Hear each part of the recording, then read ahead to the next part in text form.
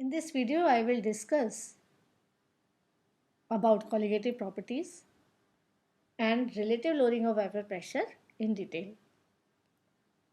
Now, colligative properties are those properties of solution that depends upon the number of solute particles in solution. This property doesn't depend upon the nature of solute. That means if we have two solutions having two different solutes, but the number of solute particles are same in both the solutions, then the properties always remains same. These properties are called as colligative properties. Colligative properties mainly are of four types: relative lowering of vapor pressure, elevation in boiling point, depression in freezing point, and osmotic pressure. First of all, I will discuss relative lowering of vapor pressure. When a non-volatile solute is added to a volatile solvent, then obviously the vapor pressure of that solution will be less than the vapor pressure of pure solvent. Because in case of pure solvent, upper layer contain only and only volatile particles, whereas in the case of solution, upper layer contain volatile solvent as well as non-volatile solute particles. So volatile particles are more at the surface of pure solvent, so its vapor pressure is more as compared to its solution. Solution का vapor pressure जो होगा, that is only and only because of solvent particles, because solute is non-volatile. So what is the vapor pressure of the solution? That is only and only because of solvent in solution. अब solution में जो solvent का vapour pressure है वो pure state के comparison में decrease हो गया because of addition of non volatile solute. So this decrease in vapor pressure of pure solvent upon adding non-volatile solute in it, that is called as lowering of vapor pressure. As this lowering depends upon the concentration of solute and it doesn't depend upon nature of solute particles, therefore we can say that it is a colligative property. Now let us prove it mathematically. Now according to Raoult's law, when we add a non-volatile solute in a volatile solvent, then the vapor pressure of the solution is only and only due to vapors of solvent, that can be written as Ps proportional to Xa, where Ps is the vapor pressure of the solution, Xa is the mole fraction of component A is our solvent and B is our solute. If we replace A by 1, then component 1 is our solvent and component 2 is our solute. So it can be written as Ps proportional to X1. Now this Ps is the vapor pressure of the solution, that can be written as P1. P1 means vapor pressure of solvent in solution. तो solution में जो vapour phase है वो solvent का ही vapour pressure है. सो Ps can be replaced by P1. So we can write it like P1 proportional to X1. And it can be written as P1 is equals to P1 naught X1, where P1 naught is the vapor pressure of pure component 1. As we know that the sum of the mole fraction of the components of a solution is equals to unity. Therefore, X1 from this equation can be replaced by 1 minus X2.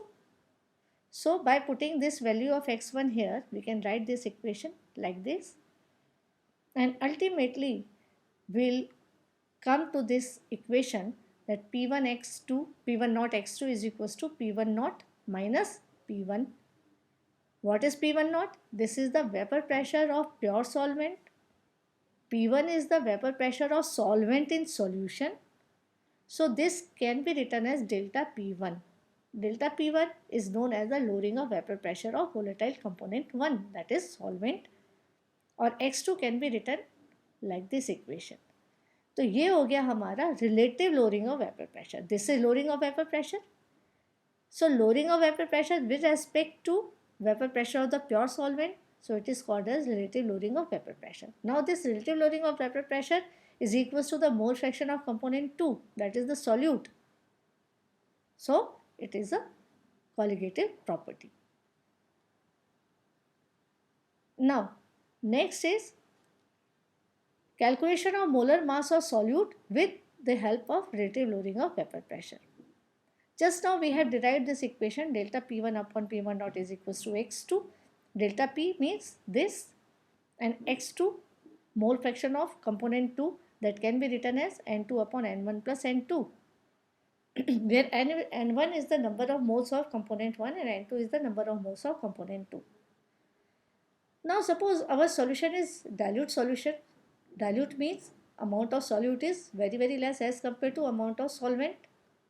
This is so N1 plus N2 can be taken as approximately equals to N1, क्योंकि N2 हमारा बहुत कम है, तो इसका sum approximately N1 के equal हो जाएगा. So by putting this value in this equation, we can rewrite this equation like this: P1 naught minus P1 upon P1 naught is equals to N2 upon N1. This. And now on putting the values of N2 and N1, N2 is what? W2 upon M2, given mass of component 2 upon molar mass of component 2. N1 is equals to given mass of component 1 upon molar mass of component 1.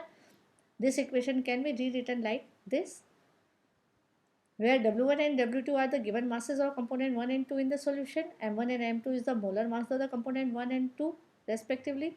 So by using this equation, we can find out molar mass of component 2 or any other value we can calculate with the help of this equation.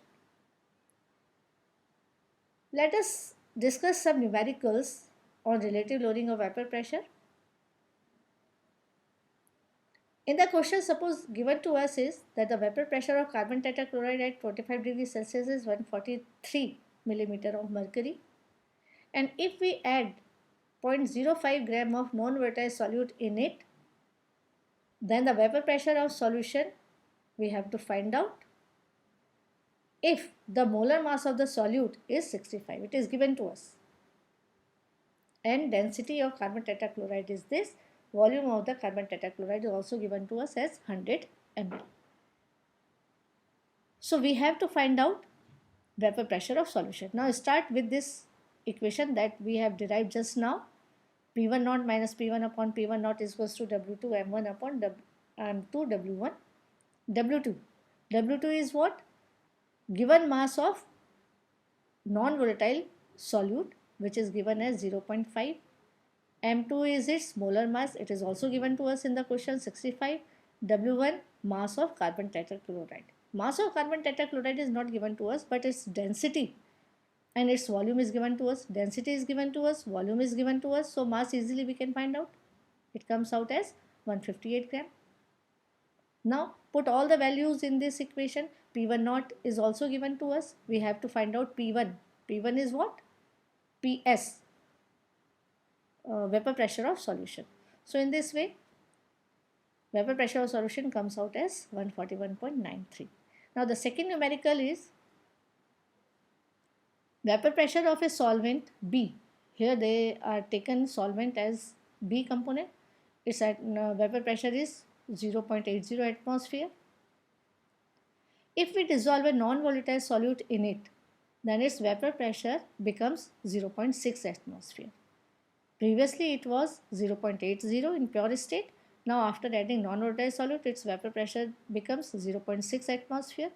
Now we have to find out the mole fraction of component A, XA, in the solution. PV naught is given to us. Vapor pressure of solution is also given to us. We have to find out XA. Again, using this equation we can find out XA. Now the third numerical, when a non-volatile solute is dissolved in a volatile solvent, then lowering of vapor pressure is 10 millimeter of mercury. Mole fraction of solute is given to us this. Now, second case, if the lowering of vapor pressure is 20 millimeter of mercury, then what will be the mole fraction of the solute? When lowering of vapor pressure is 10 millimeter, then mole fraction of solute is 0.2. If lowering of vapor pressure is 20 millimeter of mercury, then we have to find out the mole fraction of solute and mole fraction of solvent. Lowering of vapor pressure is given to us, that means delta P is given to us, that is 10 millimeter of mercury, and in this case mole fraction of solute is given to us, that is 0.2. That is Xa is given to us, delta P is given to us. Let us calculate Pb naught, means vapor pressure of pure solvent, that comes out as 50 millimeter of mercury. Now in second case, lowering of vapor pressure is given to us, we have to find out Xa. Now using the same equation, delta Pb is given to us, delta Pb means delta P, 20 millimeter of mercury, Pb naught we have calculated out. So in this way Xa comes out as 0.4. Xa is what? Mole fraction of solute. To find out the mole fraction of solvent, we can use this equation, and now mole fraction of solvent comes out as 0.6. Now the question 4th. At 65 degrees Celsius, vapor pressure of water is given to us, that is 92.00 millimeter of mercury. Weight of non-volatile solute that is added in 100 gram of water is 18.2 gram. Vapor pressure of the solution is given to us. We have to calculate molecular mass of the solute. Now using this equation, we can find out molecular mass of solute, that means Ma, ये हमें पता करना है. So everything is given to us. Now put all the values and the answer comes out as 60.27 gram per mole. So it is all about relative lowering of vapor pressure. If you have any doubt, you can leave your questions in the comment box. Please like this video, share with your friends and subscribe my channel. Thank you.